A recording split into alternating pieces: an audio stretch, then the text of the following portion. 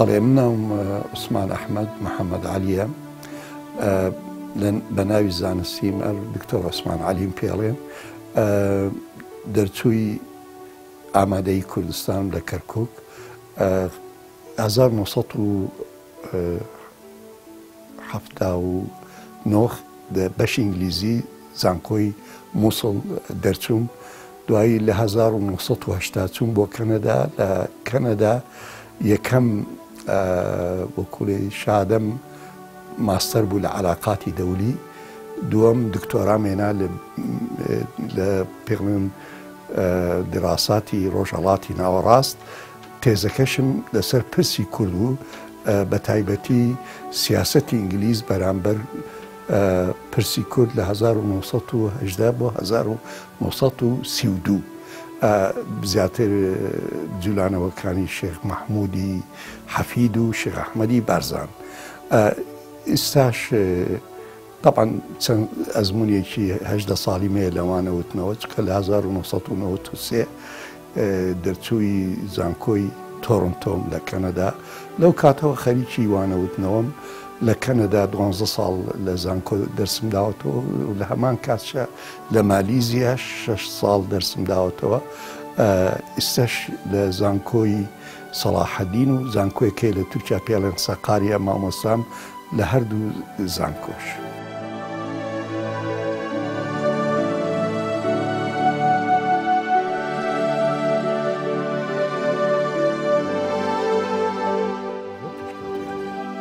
ئەفلامەکانی قیاسێکی بۆ ئەفلامی تورکی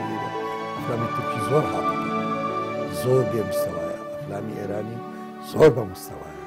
پیاو هەیە باوک هەیە سێرەکەی پارە جێدێڵێ بۆ منداڵی یان شتی تر جێدێڵێ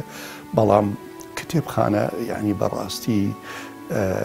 با بڵێن شتێکی زۆر دەوڵەمەندە ئەوە تەئسیرەکە لە با بڵێن لە دوا ڕۆژی ئەو منداڵە لە بۆچوونی بۆ ژیان هەروەکوتم ئینسانێکی ڕۆشنبیر ئەبێت کە ئینسانێکی ڕۆشنبیر بوو ئەو ئەبێتە باوکێکی باش ئەبێتە مێردێکی باش ئەبێتە هاوڵاتیێکی باش هاوڵاتیکی ڕۆشنبیر وڵاتپەروەرە بێ هەستی نەتەوایەتێ بێ بۆ خزمەتی ملەتی خۆی لەخوا ترسە بێ ئینجا سێرەکات چی دائەنەی لەو کتێبخانەی خۆت زۆر گرنگە ئەو شتانە دابنێ لە کتێبخانەی خۆت کە بیری ئەوە بکەیت کە تۆ ڕۆژێک فەوتەکەی لەو ژیانە نامێنی ئەو کتێبخانەم کەسوکارم دۆستم برادەرانم ملەتەکەم چۆن سوود لەو کتێبخانەیە وەرەگرن بەڕاستی کتێبخانە وەکوڵێک هینێکە ڕوکنێکە لە ڕوکنەکانی گەیشتنی پێگەیشتنی کۆمەڵ کۆمەڵ هەر کۆمەڵێک لە هەرچی شوێنێک بێت لە بۆقایەکی با بڵێن جیۆگرافی تایبەت جۆری خوێندن لە کتێبخانەکان جۆری خوێندن لە قوتابخانەکان ئەو کۆمەڵگایە ئەگەینێت اینجا ئایا کۆمەڵگایەکی دواکەوتۆ بێ پێشکەوتۆ بێ کۆمەڵگایەکە بێ بەرە و چی ئاراستە چی شتێک باوە بێتیان سێری ئەو جۆرە کتێباناکە لە ناو جادەکانە بۆ نمونە من کەڵە کەرکوو بووم کە دەرەچوم لە جادەکان لەسەر شەقامەکان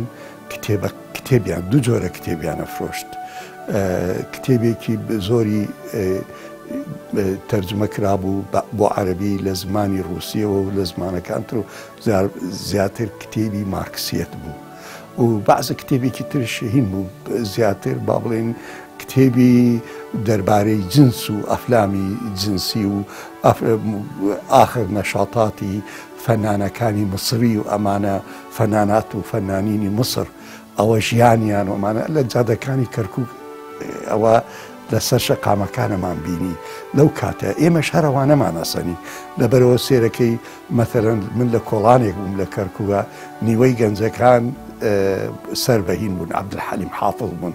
کە گۆرانی بێژێکی مسری بەناوبانگ بوو ئەو کاتر معسکەری فەریدە تڕەش بوون لە بواری سیاسیەوە سەرێکی لەناو ئەو شارەدا گەنجێکی زۆر بەرەو مارکسیەت ئەڕۆشت لەو کاتەدا چونکە ئەو کتێبانە هەبوون بەڵام ئێستا جیاوازە و ئێستا ئەو جیلە جیلێکی ترە و یعنی بەڕاستی بوونی کتێبخانە لە ناو شارەکە و لە ناو ماڵ زۆر گرنگە بۆ دوا ڕۆژی ئەو ملەتە.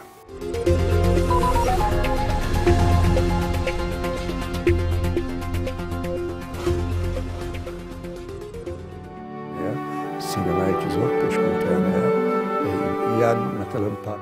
ڕۆشنبیر ئەو ڕۆشنبیرەیە کە لە هەموو بوارێکی ژیان شتێ بزانێت. اینجا ئەو کاتە یعنی ئێستا بە گوێرەی ئەو تیۆرانەی هەیە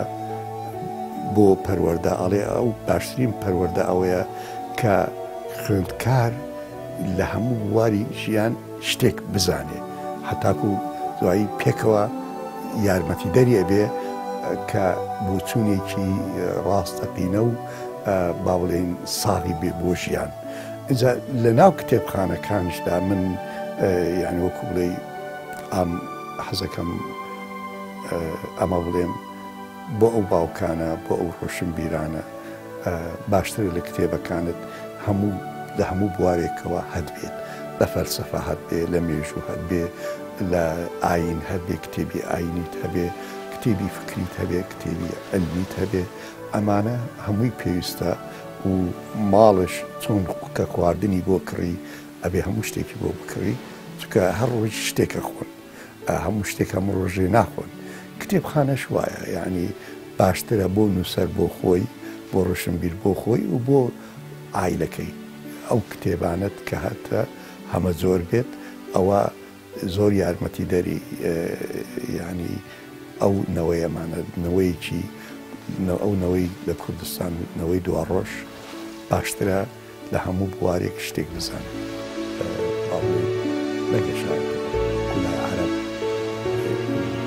لای لە چەند شوێنێکان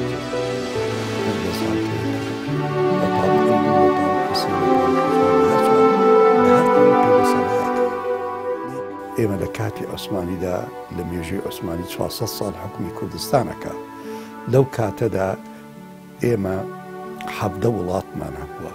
لە ناو دەوڵەتی عوسمانی پێوتراوە میرنشین.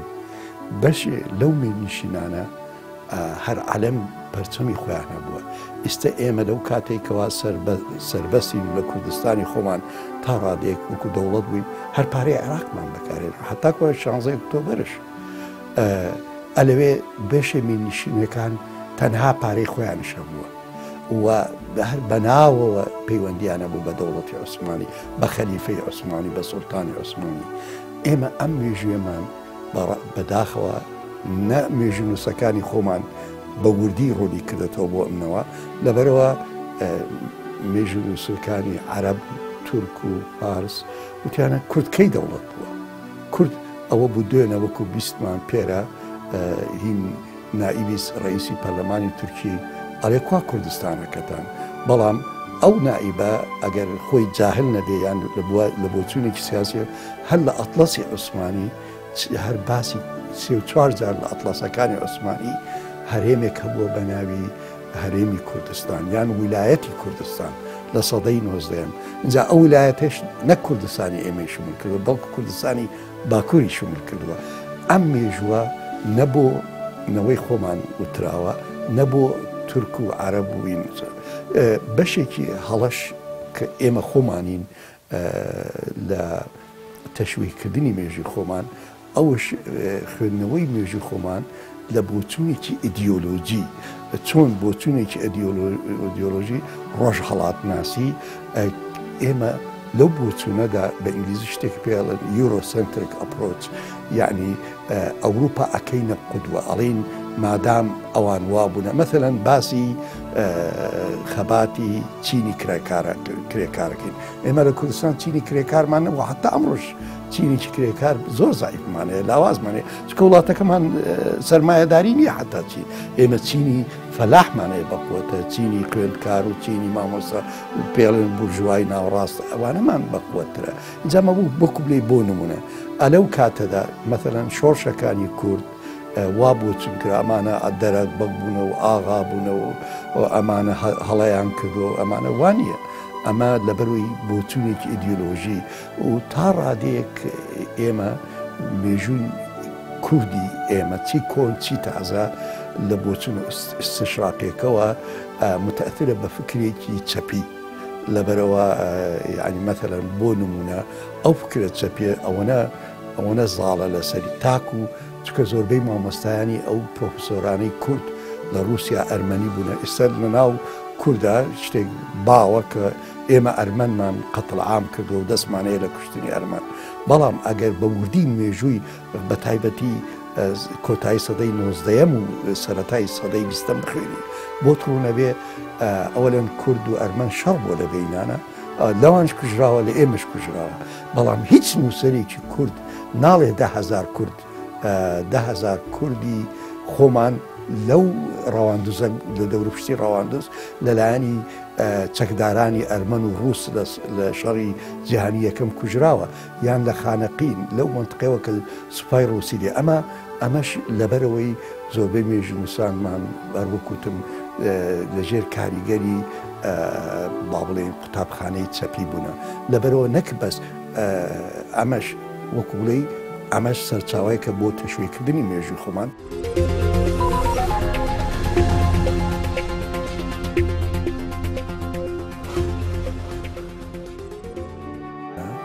کە هەیەە ویان ئەم ناوە کە بەڕاستی دەست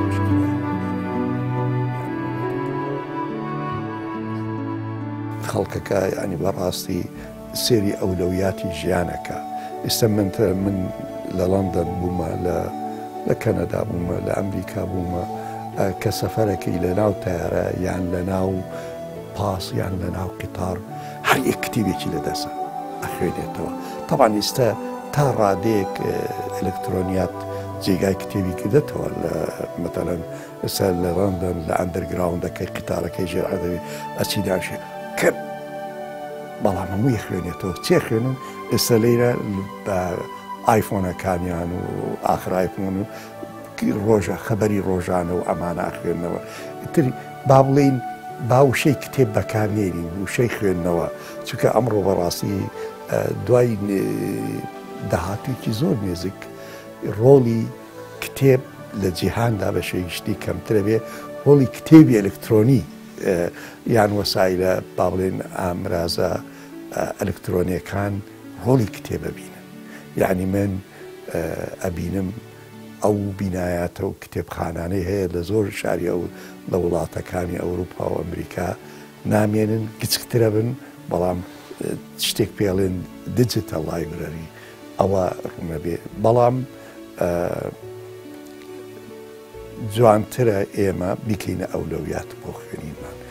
منداڵەکانمان هەر ئێشتا لە تەمەنی 4 ساڵی و 3 ساڵیەوە فێریان کرد بخوێنین شەوان یعنی خۆی ئێمە باوباپیرانمان خوێنەوار نەبوون بەس هەموو شەوێ پشتێکیان بۆمانەوت لە کەرکوب بە زمانی تورکمانی پێمانەوت مەتاڵ بە کوردەواری خۆمانش هەر شتێک وا هەیە داستانێکی بۆ منداڵەکە بەلەوەی بخرێ ئیتر ئەلەوە ئەو منداڵە کتێبەکە بگرە دەستەوە بۆی بخێنەوە ئەو نازانێ بخێنەوە بەڵام تۆ بۆی بخێنەوە هەر شەوین ئیتر ئەو منداڵە لەو تەمەنەوە فێری کتێب خوێندن نەبێت اینجا کە دوای خۆی ئەتوانێ بخوێنێ ئەبێتە عادەت لای اینجا یان هەروەکتم لە تەمەنی 4 ساڵی 5 ساڵیەوە فێری کە بخوێندین اینجا چی قەیران هەبێ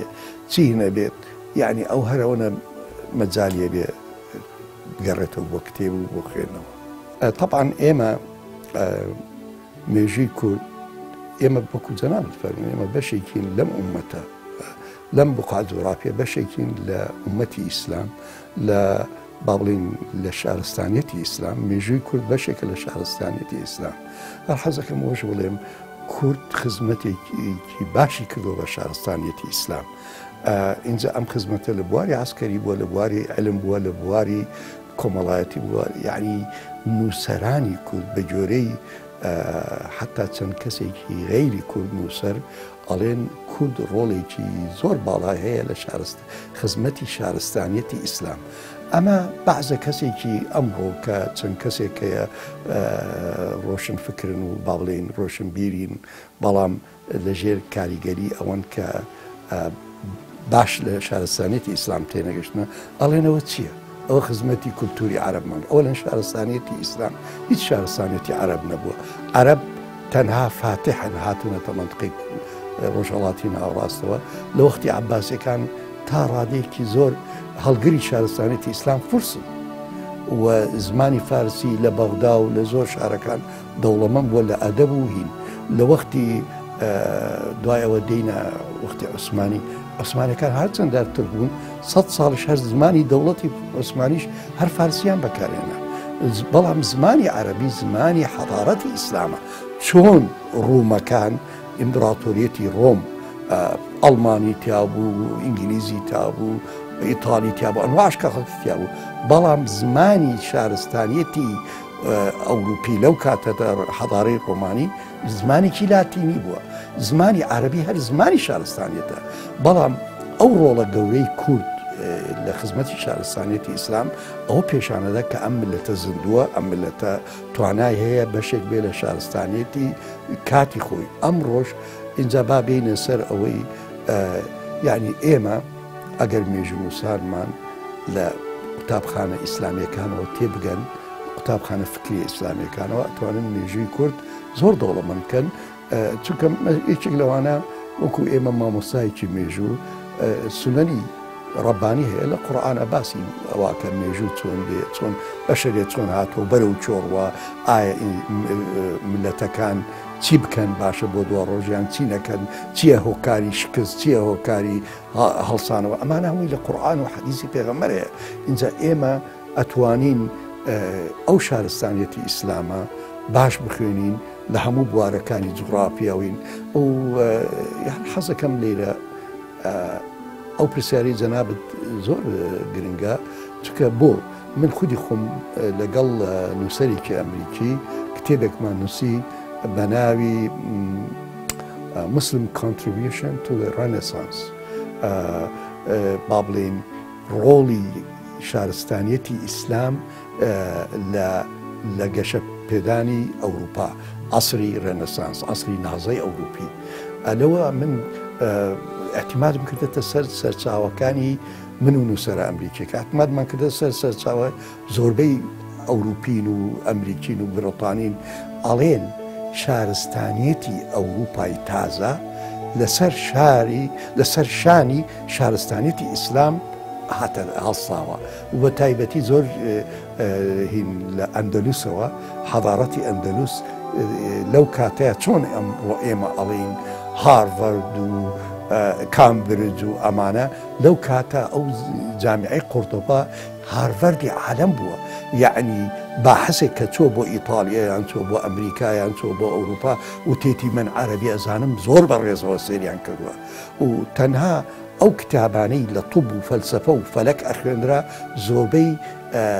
با بڵێن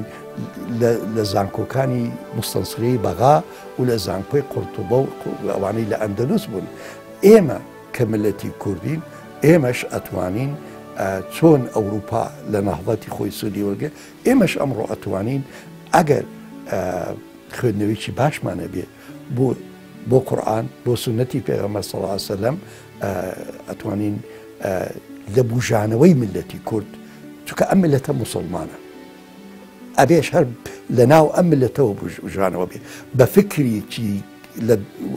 هاوردە لە دەرەوە ناتوانین مارکسیەت فکرێکی باشە بەڵام بۆ ئەوروپای شەرقی باش بووە اینجا تاوان حتا لە ئەوروپای شەرقی شکستێناوە بەڵام فکری لیبرالی غەربی باشە بۆ وڵاتەکەی خۆی بۆ جێگاکەی خۆی بۆ ژینگەکەی خۆی ئێمە ئەگەر بمانەوێ ئەم ملەتە بژێوێتەوە سەر لە نوێ هەڵسێتەوە لە بواری سیاسی و فکری ئەبێ لە واقعی خۆمانەوە لە توراتی خۆمانەوە لە مێژوی خۆمانەوە لە خوێندنەوەیکی ڕاست بۆ کۆمەڵگای خۆمان نەک بە چاوێکی ئەوروپی نەک بە چاوێکی ئەو قوتابخانانەی کە لە ئەوروپا بۆ ماناتوە کە باش نییە بۆ ئێرە.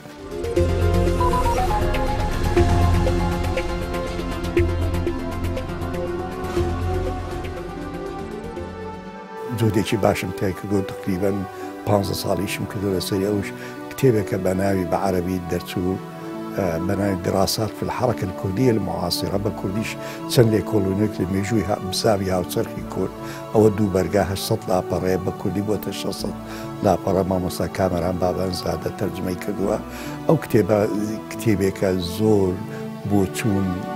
لە ناو مێژووی کوردە وەکو وکولی تشکی تازە هاتە سەری خوێندنەوەیکی تازەیە بۆ مێژووی هاوچەرخی کورد ئەوە زۆر بەڵگەنامەی برۆتانی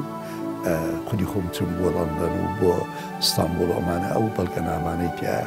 زۆر شت ئەگۆڕێ ئەوە کتێبێکە بەڕای من بەسوو دەبێت بۆ مێژووی ملەتی کوردمان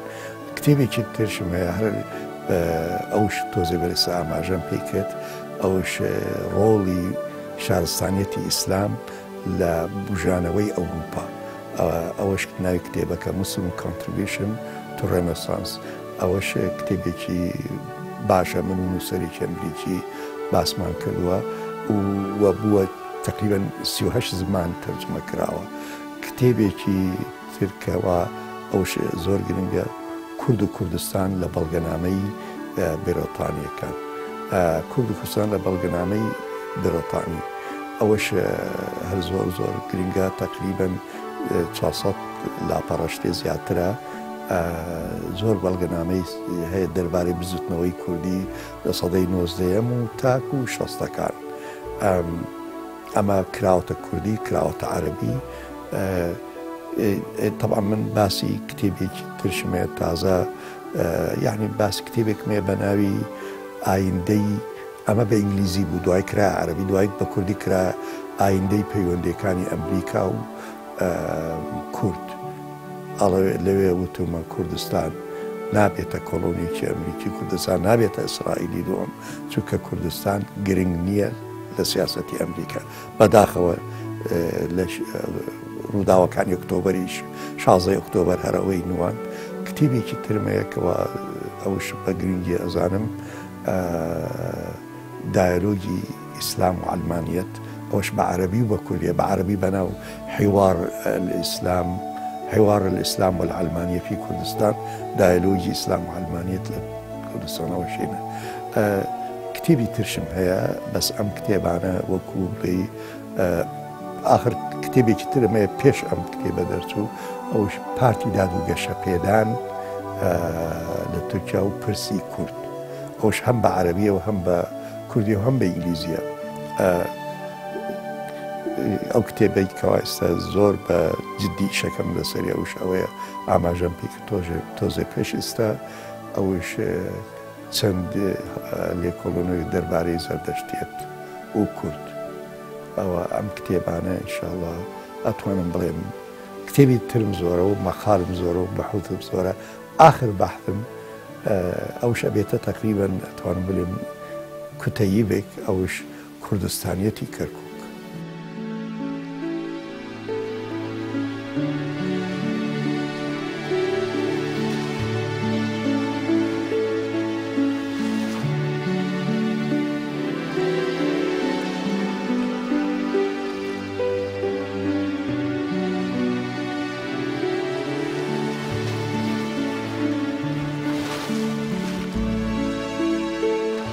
ئێمە دەبێت بە 4 وڵات دابەشکراوین ئەعلامی ئەم 4 وڵاتە دائیمەن کوبلەتی کوردیان وا پێشان جارێ هەر بە کورد ئەڵێن کێشەی کورد ئێمە کێشە نین کێشەکە کێشەی دەوڵەتی قەومیە دوای با بڵێن شەڕی جیهانی یەکەماتەتەکە لە عێراق دەوڵەتێکی قەومی عروبی دانرێت ئێجا کورد دەبێتە کێشە نە ئەوان کێشانێ چکە کورد عەرەب نییە ئەمە مشکلەکە ئیزن لێرە ئێمە پرسی کوردمانەیە نەک کێشەی کوردمانەیە پرسەکەش پرسەکە ئەوەیە ئەم ملەتە شوناسی خۆیەیە نایەوێت ببێت لە کیانێکی عەرەبی و لە تورکیا شەماشێت و لە ئێرانش شەماشێت و لە سووریا شەماشێت بەڵام ئەعلامی ئەو دەوڵەتانە وا پێشانیان داوە کە ئێمە وەکو بڵێ یاخین لە دەوڵەت و ئێمە وەکو بڵێ هەر وەکو بۆ نمونەی جوانترین نمونەکە لەم ڕۆژانە ئێمە لە مەسەلەی ڕەفەراندەم یعنی ئەو ڕەفەراندەمی ملەتی کورد اینجا هەرچەندە جیاواز بۆچوونەیە کەی بکرا نەکرا بەس حەقێکی مافێکی ڕەوای ئەو ملەتە بوو بەڵام ئەعلامی ئەو 4 دەوڵەتەی دەور و پشتمان وای کرد حتاکو هەموو سەحافەی عالەمی کەم لە سەحافەی عالەمی لەگەڵ کووردا هاوسۆز بێتەوە لە وەختێکە مافێ ئەوەکوتم مافێکی ڕەوای کووردە ئەعلامی تورکیا و ئێران و عێراق و سووریا کوردیان بە دڕەندە پێشاندا و کوردیان بە دواکەوتو پێشاندا و کوردیان بە بە خەڵکی شاخ پێشانداوە یعنی بەڵام ئەمانە بەڕاستی ئەمە کوبلەی تەشویهی مێژووی کوردی کردووە لەبەرەوە ئێمە ئەم چوار شێو ئەم چوار کاریگەری بوونەتە هۆی با بڵێین تەشویهکردنی مێژووی کورد چارەسەرەکە چێت چۆن ئەم شتاتوانین چاک بکەینەوە گەڕانەوە بۆ مێژوو گەڕانەوە بۆ بەڵگەنامە یەکێک لەو بەڵگەنامانی کەوا خۆمانەمانە کەوا زۆر پێویستە ئەوش ئەوەیە مزگەوتەکانمان مەدرسەکانمان حجرەکانمان دەستنووسی زۆری تایە ئەتوانین ئێمە ئەمان چکە لەو کاتەدا میرنشینەکان هەبووە دەوڵەتبوونە لە حجرەکان منبعی با بڵێن سەرچاوەی خوێندن و ڕۆشنبیری حجرەکان بووە ئێمە ئەتوانین ئەو شتانە مەثەڵەن بە وردی بچین لە کتێبخانەکان لە ئێران لە کوردستانی خۆمان لە تورکیا ئەمانە وەرگین.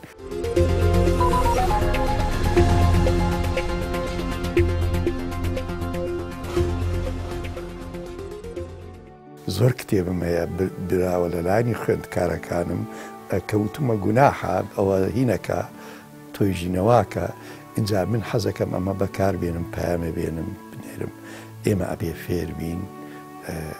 ئامانەت ئامانەتە هەموو ئامانەتێک ئامانەتە بەڵام بە تایبەتی کتێب ئامانەتە زۆر ئەگەر تو ڕێزدەیە بۆ برادەرەکەت بۆ ئەو ماڵی کتێبەکەت دەداتێ و بۆ کتێب و بۆ علم ئەگەر پارەیەکی ئەبەی ناتوانانی بگەڕێنیتەوە ئەوە مەسەلێکە توانین تاخیرکە بەڵام کتێب تاخیر مەکە ئەوە ئامانەتێکە و من وای بینم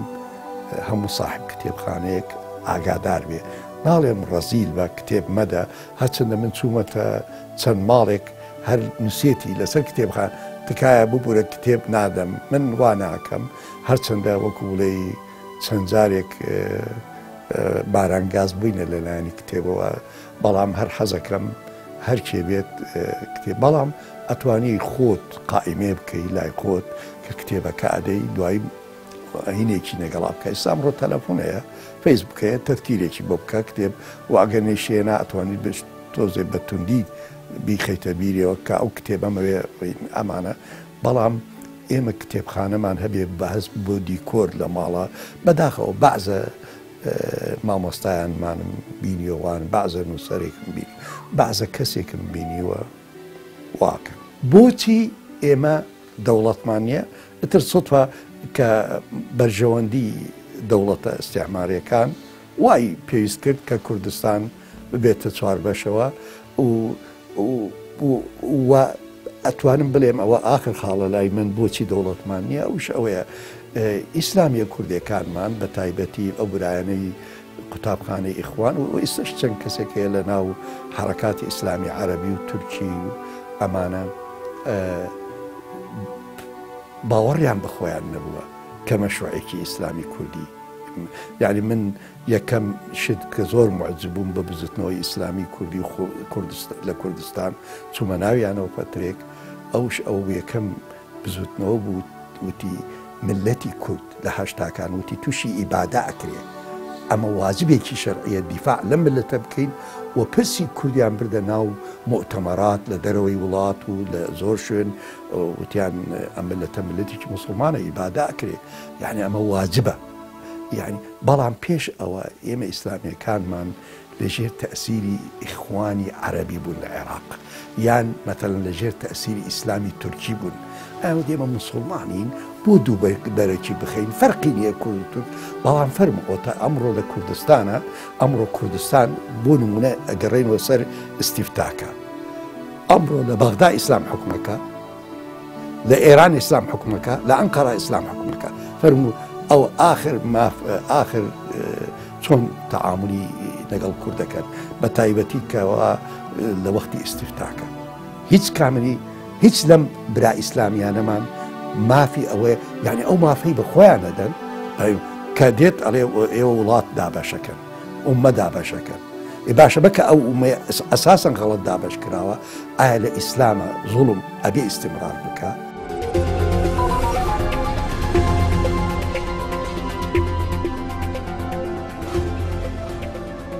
لە چوار زانکۆی کوردستان لەم 11 ساڵە وانە وتەتەوە شتێکە بینم جێگای مەترسیە بۆ دوا ڕۆژی ئەم ملەتە ئەوش گەنجەکانمان زۆر بەرە و